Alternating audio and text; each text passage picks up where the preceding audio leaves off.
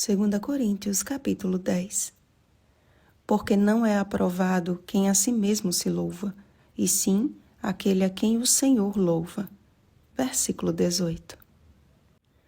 Tanto no Antigo como no Novo Testamento, Deus procurava comunicar-se com o seu povo através de seus servos, os profetas. Eram homens e mulheres escolhidos especialmente para anunciar a Israel e a outros povos conselhos, advertências e repreensões. Estes atalaias do céu desempenharam um papel fundamental não somente para sua época, mas nos deixaram escrito profecias precisamente fiéis e mensagens divinas que proclamam ensinamentos cuja validade não tem fim. Entretanto, quando estas mensagens contrariavam os gostos e vontades de um povo que se recusava a abandoná-los, os profetas se tornavam alvos de sua ira e descontentamento. Vindo em uma época em que Israel clamava pelo cumprimento da profecia messiânica, Jesus revelou o caráter do Pai e o seu convite foi: Vinde a mim, todos os que estáis cansados e sobrecarregados, e eu vos aliviarei. E aprendei de mim, porque sou manso e humilde de coração. Mateus capítulo 11, versículos 28 e 29. O povo, porém, não esperava por este convite de paz, mas por uma convocação para a guerra. Ansiavam por um Messias que os libertasse do jugo romano, revelando a sua ignorância quanto aos escritos dos profetas, cumprindo-se a profecia de Isaías. Ouvi, ouvi, e não entendais. Vede, vede, mas não percebais. Isaías capítulo 6, versículo 9. Jesus, portanto, veio para o que era seu, e os seus não o receberam. João capítulo 1, versículo 11. Paulo passou por experiências semelhantes, tendo que apresentar defesa quanto à sua autoridade como apóstolo de Cristo.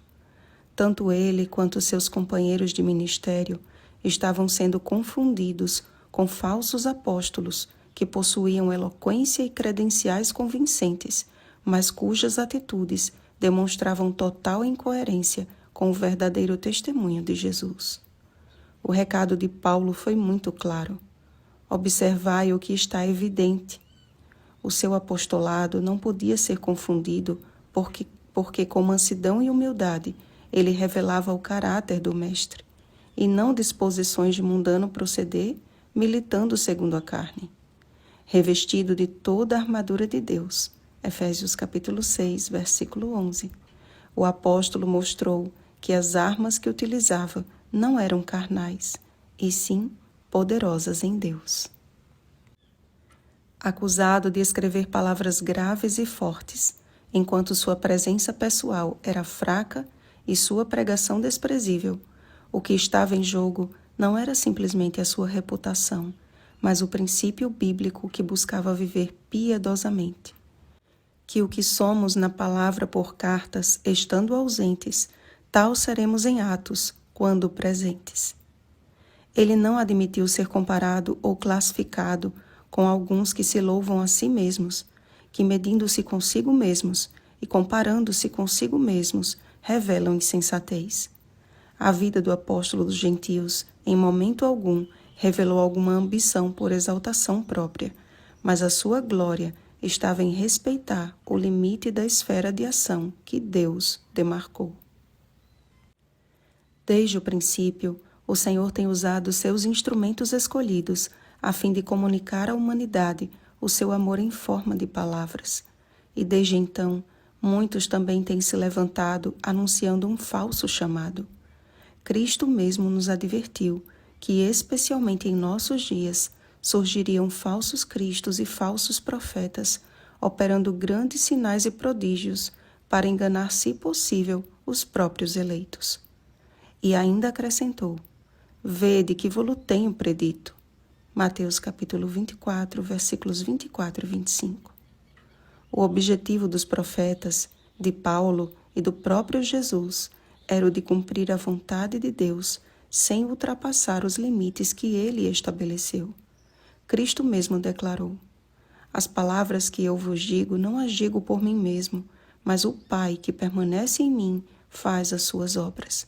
João capítulo 14, versículo 10. Quer descobrir se alguém está pregando a verdade? À lei e ao testemunho. Se eles não falarem desta maneira, jamais verão a alva. Isaías capítulo 8, versículo 20. Que as nossas palavras e ações sejam unicamente a atuação do Espírito Santo em nossa vida, porque não é aprovado quem a si mesmo se louva, e sim aquele a quem o Senhor louva. Como Paulo, portanto, glorie-se no Senhor. Oremos, amados. Nosso Deus e Pai, santificado seja o Teu nome em nossa vida. Reveste-nos, Senhor, com a Tua armadura e capacita-nos a realizar a Tua obra com as armas do Teu poder. Enche-nos do Espírito Santo, para que todos os nossos pensamentos sejam levados cativos à obediência de Cristo.